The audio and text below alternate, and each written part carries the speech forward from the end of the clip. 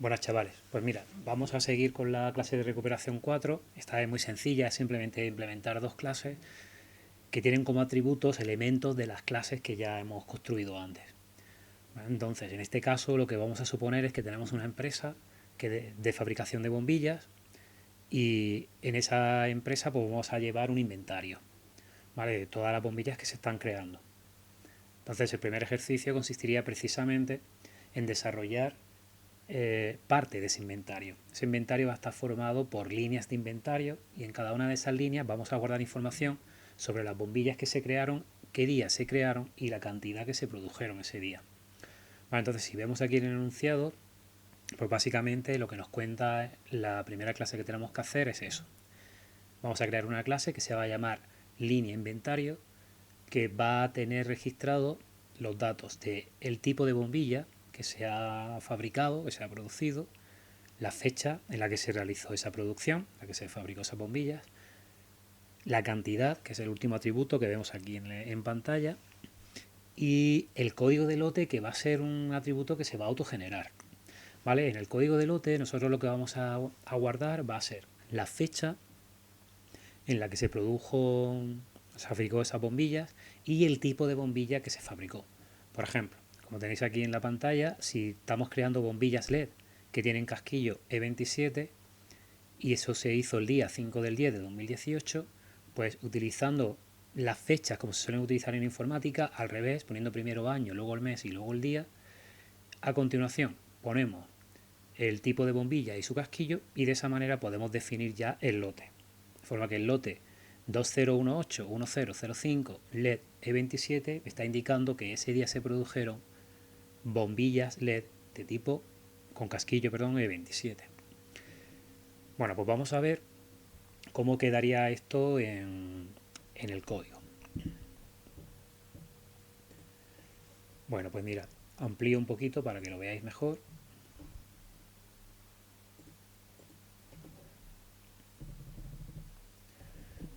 Vale, mirad, vamos a crear la clase línea inventario que tiene esos cuatro atributos que nos han comentado. Todos van a ser de tipo privado, por lo tanto utilizaremos getters y setters siempre que sea necesario para poder acceder a esos datos. El primer campo le he llamado lamp, por diferenciarlo un poquito del nombre de la clase, bombilla, para que no nos liemos, que va a tener el tipo de bombilla o el tipo de lámpara que se está creando. En el segundo atributo lo que tenemos es fab, que lo que tiene es un atributo de tipo fecha, donde almacenaremos, como os he comentado antes, la fecha del lote. La cadena lote, ¿vale? Que guardará esa información que identifica a esa producción y la cantidad. Vale, mirad, solo va a haber un constructor. No tiene sentido crear una línea de inventario donde no se almacena esa información. Las líneas de inventario o están con toda la información o no existen. ¿Vale? Por lo tanto, creamos un constructor donde donde pasamos la bombilla que se está fabricando, la fecha en la que se ha fabricado y la cantidad de bombillas que se han fabricado ese día. ¿Vale? Entonces hacemos una asignación directa sobre cada uno de los atributos que me están pasando y fijaos, establezco un set lote para crear el código del lote. El código del lote no me lo pueden pasar. Como he dicho antes, tiene que ser autogenerado. Se tiene que producir automáticamente a partir de esta información. Pues mirad, lo que hace setLote lo vamos a ver ahora en getters y setters. Aquí tenéis todos los getters y setters. Primero están todos los getters, ¿vale? Para cada uno de ellos, de forma que yo pueda obtener ese valor. Y a continuación tengo los setters. Tengo el set de la lámpara, de fecha de fabricación, de cantidad, y aquí el último es el de lote. Mirad lo que hace. Lo que hace el set lote es establecer ese nombre.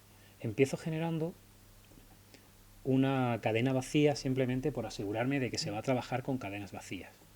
¿Vale? Y a continuación lo que le digo es que en la fecha de fabricación que me obtenga el año, que lo añada al mes y que le añada al día y que al final me ponga un, una línea, un subrayado bajo, ¿vale? Un guión bajo. A todo eso, con todo eso me está dando la primera parte que sería esto de aquí. ¿Vale? Primero va el año, luego iría el mes y luego iría el día y el guión bajo. A continuación, ¿vale? En una línea nueva para que lo vierais mejor, le digo que al lote le añada, fijaos, que al lote, a lo que ya había, que era la fecha, le añada ahora el tipo de la lámpara, otro guión bajo y después el tipo de casquillo. ¿Vale? De esa forma lo que hago ahora es añadir el tipo de lámpara, el que sea, la bombilla que se ha creado y el casquillo. ¿Vale? Y generamos el lote automáticamente. Fijaos, no, yo no me puedo inventar el lote. ¿Vale? El set lote, si os fijáis, en ningún momento produce una entrada. Lo que va a hacer siempre va a ser coger los datos que ya tiene sobre las bombillas, sobre la fecha y obtener esa cadena de lote. Bueno, pues nada, entonces a esto se le llama desde el constructor, de forma que aquí me ahorro tener que realizar 2 veces la misma operación. Bueno, y nada más. O sea, esta clase era relativamente sencilla porque no pedía nada, simplemente la posibilidad de definir una línea de inventario con los elementos que ya tenemos y la única dificultad añadida era crear el lote. Bueno, pues vamos a seguir con la segunda parte del ejercicio. En la segunda parte del ejercicio ya tenemos que hacer la clase inventario. Esa clase inventario lo que va a hacer es crear una matriz, ¿vale? Aquí tengo puesto que va a tener un tamaño máximo de 1000 elementos y luego sin embargo lo he configurado como un tamaño por defecto de 1000, ahora lo veremos. Va a tener una matriz, un array que se va a llamar registro, que lo que va a tener en cada una de sus posiciones va a ser una línea de inventario. Es decir, es como crear un cuaderno donde voy a poder registrar hasta 1000 veces pues cada una de esas líneas de inventario. ¿Vale? Y voy a necesitar también, aunque no es estrictamente necesario, se podía operar de otra forma, para facilitarlo voy a crear otro campo que va a ser un entero que me va a indicar en qué posición estoy actualmente trabajando dentro del registro. Es decir, si yo he registrado ya 7 líneas, pues me estará diciendo que tengo 7 líneas registradas, para que yo pueda seguir añadiendo pues a partir de la línea 8. Bueno, aparte de sus getters y sus setters, me dice el enunciado que tenemos que crear dos métodos. Uno que va a ser añadir una nueva línea de inventario a ese registro. ¿Vale? Entonces, la tengo que pasar, la línea que quiero incluir, la tengo que pasar al registro. Y la otra opción que me da, el otro método que tengo que incluir, es buscar un lote concreto. ¿Vale? Me dan la cadena del lote y yo pues tengo que buscarlo pues para obtener la información, por ejemplo, de cuántas bombillas se produjeron, etcétera. Bueno, pues entonces, ¿qué pasa si no encuentro ese lote? Si ese lote es un lote que no se ha fabricado o que está erróneo el código. Pues si no lo encuentra, se devuelve la posición -1. Vamos a ver cómo sería esto.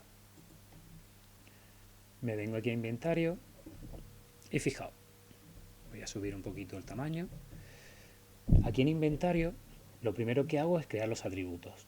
Van a ser solo esos dos. Uno, el primero, va a ser el registro, que es una matriz, un array de líneas de inventario. Y por otro lado, lo que tengo es la línea actual, que inicialmente va a ser siempre 0. Vale, ya sabéis que los enteros por defecto en Java se inicializan a 0. Entonces esto es redundante, pero bueno, de alguna manera también me asegura que lo está haciendo bien. Y he creado dos constructores, fijaos. No estoy siguiendo lo que dice realmente el enunciado, porque el enunciado pone que el tamaño tiene que ser como máximo 1000.